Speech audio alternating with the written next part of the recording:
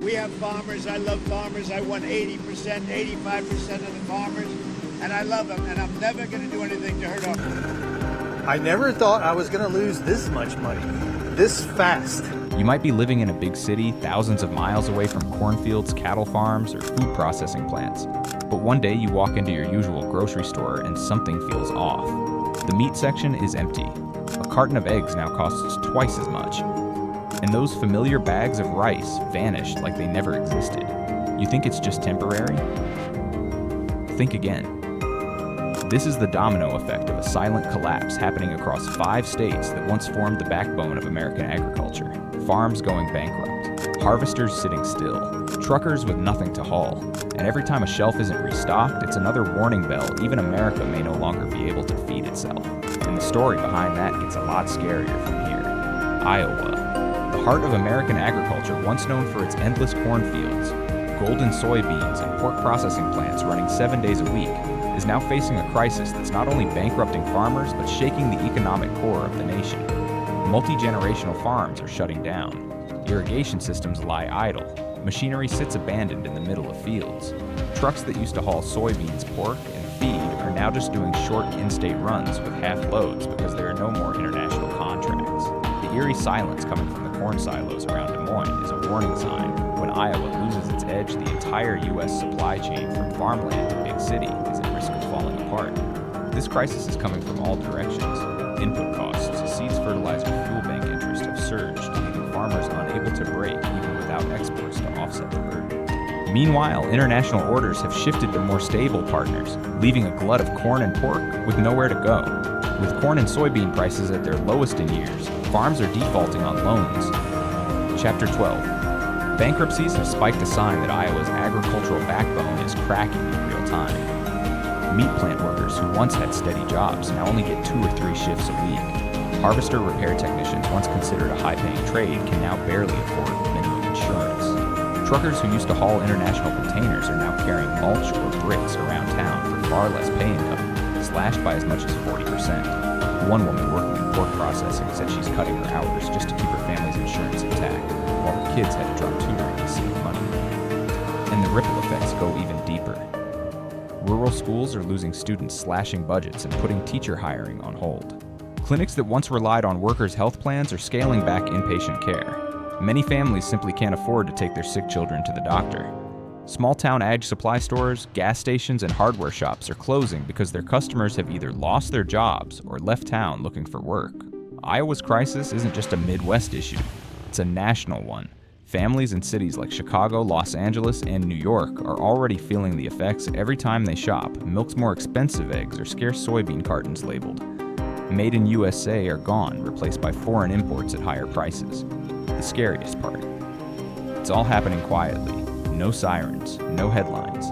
Just a slow, steady rise in prices and emptier shelves by the week. If this trend continues, we could be looking at a full-blown domestic food shortage and a severe price crisis. Should Iowa lose another harvest and states like Kansas and Nebraska also struggle to meet demand, we may start seeing ration limits at stores, only 2 cartons of milk per person. A flashback to the panic buying of oil and toilet paper during the pandemic, only this time it's about food. The government may be forced to issue emergency food assistance. The working poor, the middle class, no group will be spared from the fallout. What's more chilling is the erosion of confidence in America's ability to feed itself, something we once took for granted. The old belief that America can feed its own may be more myth than fact now.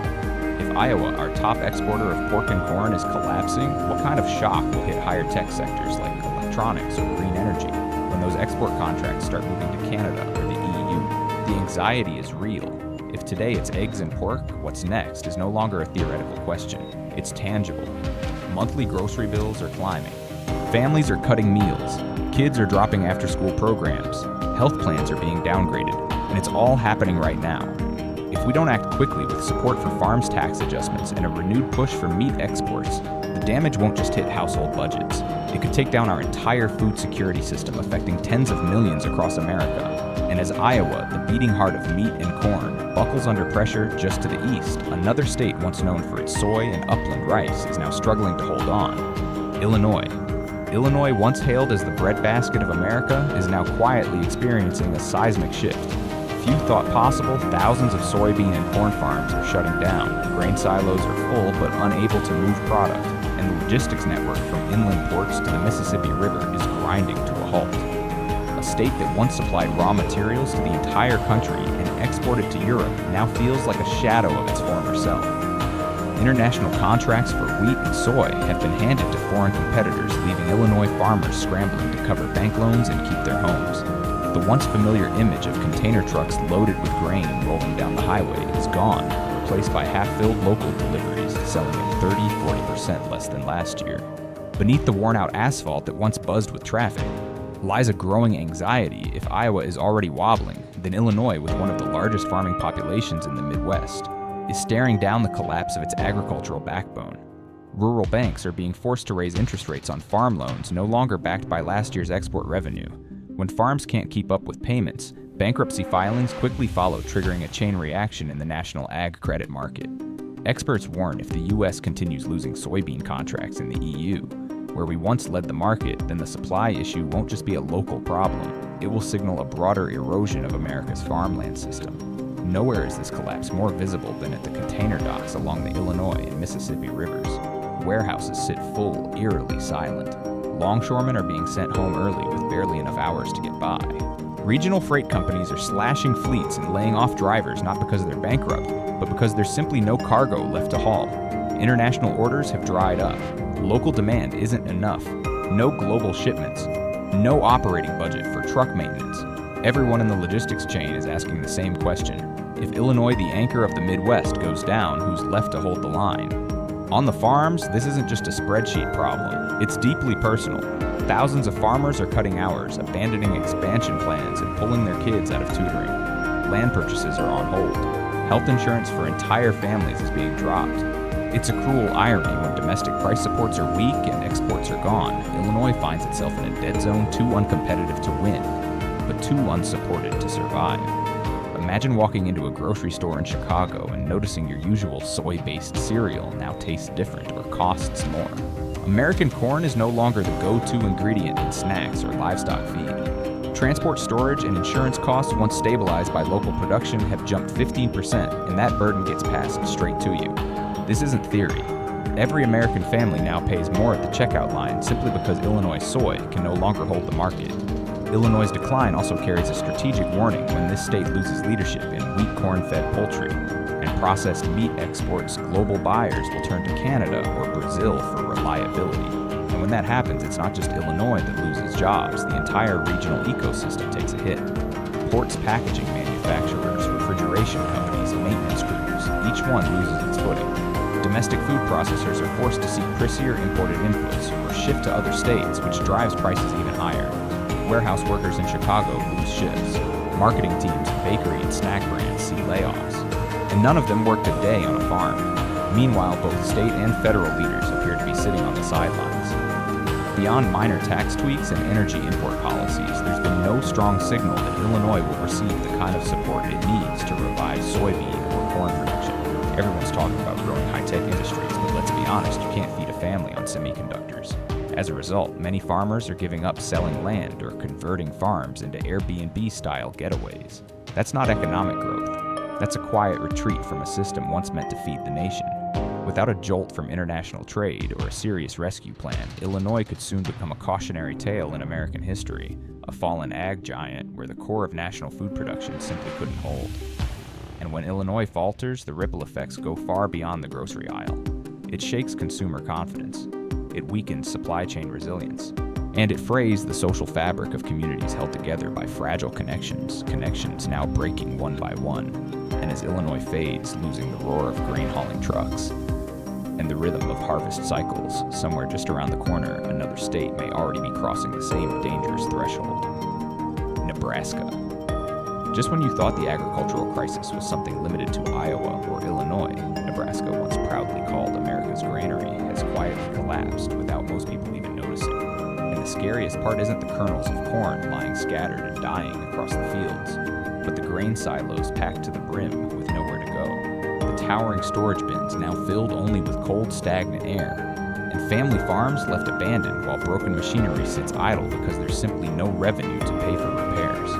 Nebraska used to hold a strategic position in exporting corn and soybeans, commodities vital to both the U.S., agriculture, and the global market.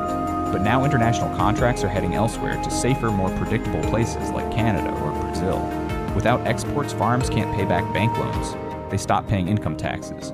They stop buying seeds. They stop planning for the next crop season. Suddenly, the entire rural credit system freezes up. In just the past 6 months, nearly 60% of Nebraska's farms have reported revenue losses of at least 40%, while costs for fertilizer, fuel, and bank interest have held steady or even crept up. The clearest signs of this downturn are visible in central Lincoln, the state capital, where once bustling corn silos now sit under a quiet morning fog.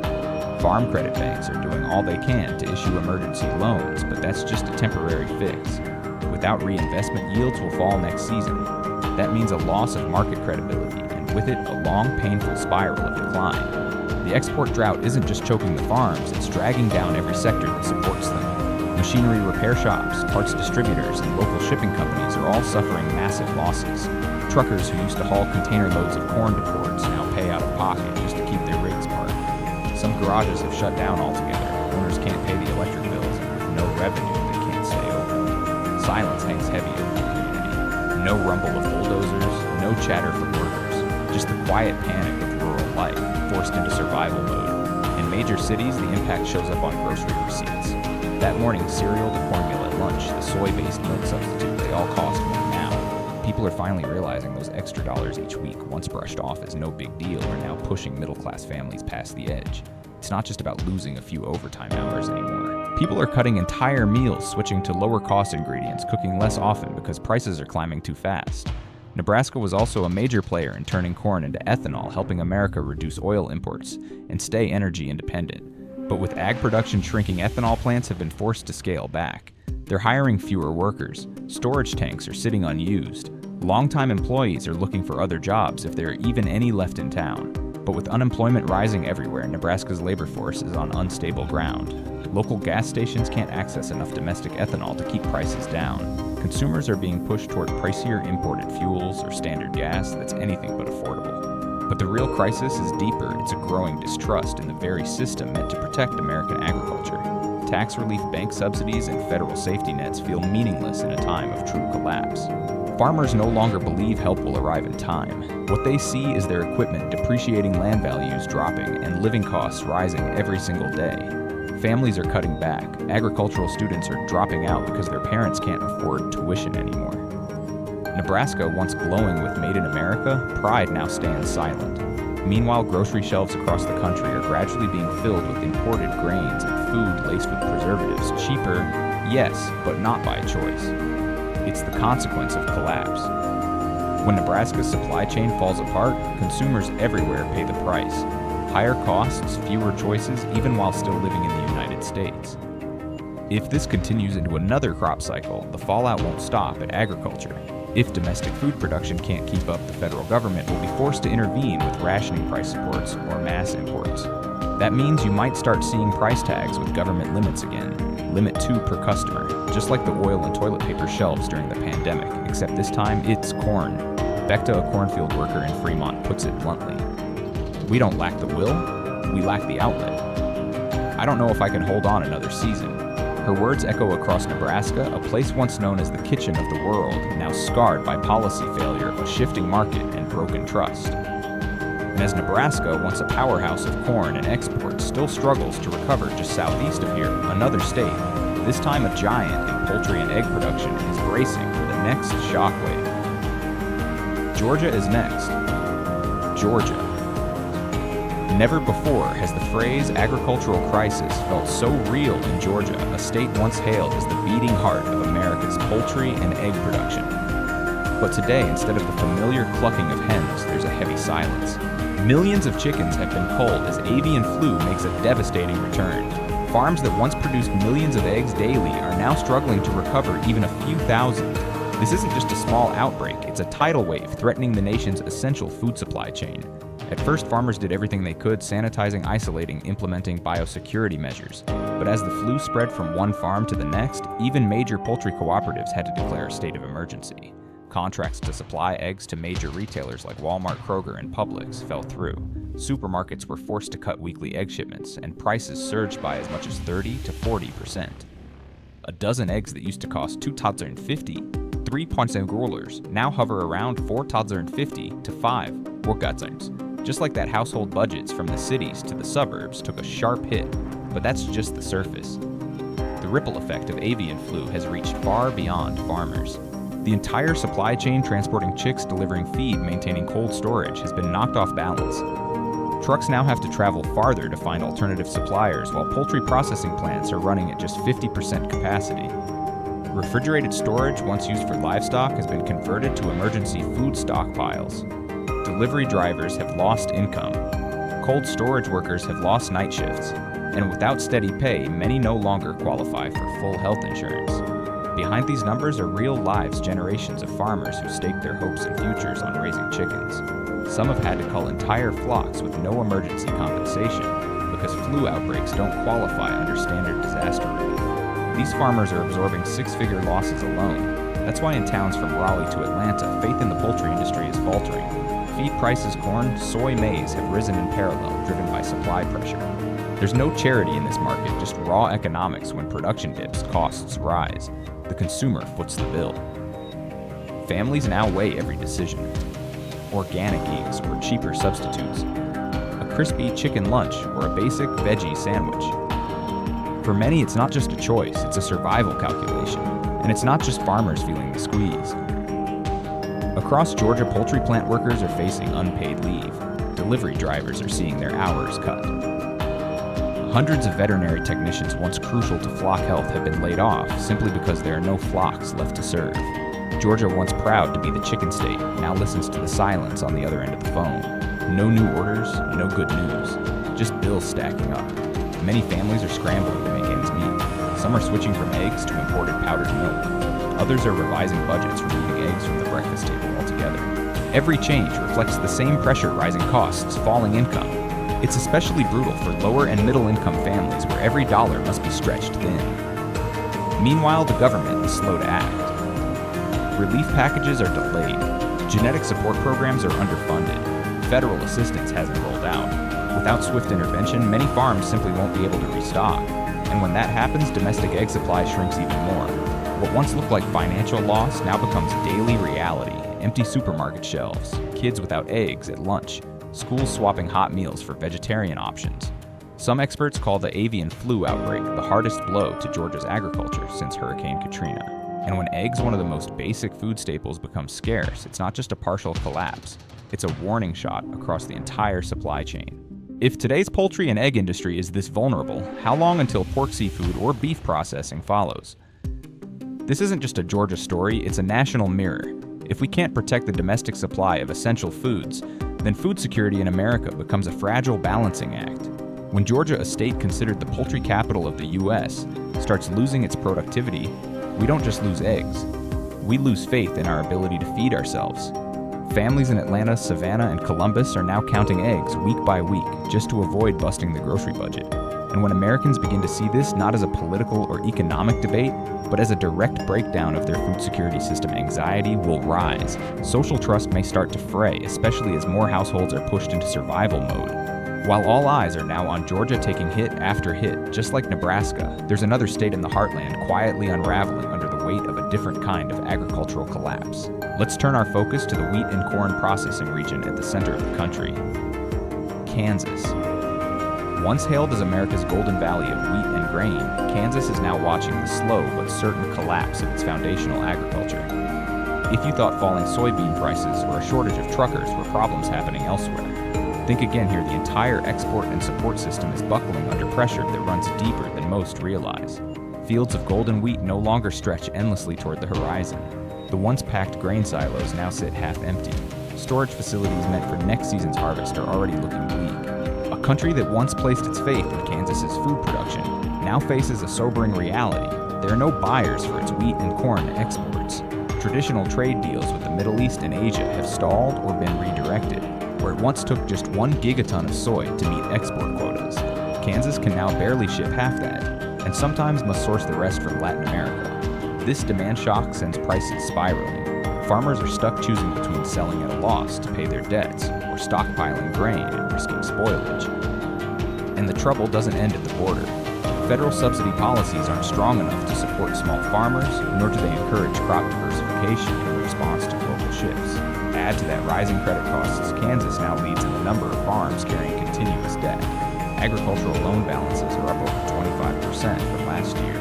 Rural banks are pulling back on new loans, leaving family-run farms stranded mid-season with no lifeline. Logistics routes from central hubs like Wichita to river ports along the Missouri are seeing a steep drop in traffic. Truckers no longer wait for export loads. Cargo ships leave docks only partially filled. Mills, grain processors, and feed factories are scaling back operations by 40 to 50%, cutting work shifts, reducing health benefits, and watching their bottom lines erode. Cities are starting to show the strain. Auto repair shops are cutting hours. Diners near farming communities are closing. Kids are missing out on Saturday classes. Some families are turning to flower or ornamental plant sales just to supplement income. But that's a temporary patch, not a long-term fix for a crumbling food production backbone. Across the country, consumers rural and urban alike are facing harder choices at checkout. A simple sandwich now costs noticeably more. Morning cereal prices are climbing. Bags of flour for holiday baking are suddenly several dollars more expensive. And the worst part, it's happening at the same time fuel prices are falling. Yet farm costs show no signs of relief. That disconnect is eroding public confidence. Why does food grown in America cost more than imports from overseas? The social impact is severe. Families relying on government aid are now stretching to afford imported rice. Seniors in rural Kansas are cutting back just to afford simple meals. Government assistance is seen as too slow, too small, and too scattered to matter. Even lawsuits filed by farmers seeking relief have stalled for months with no clear outcome or long-term fix.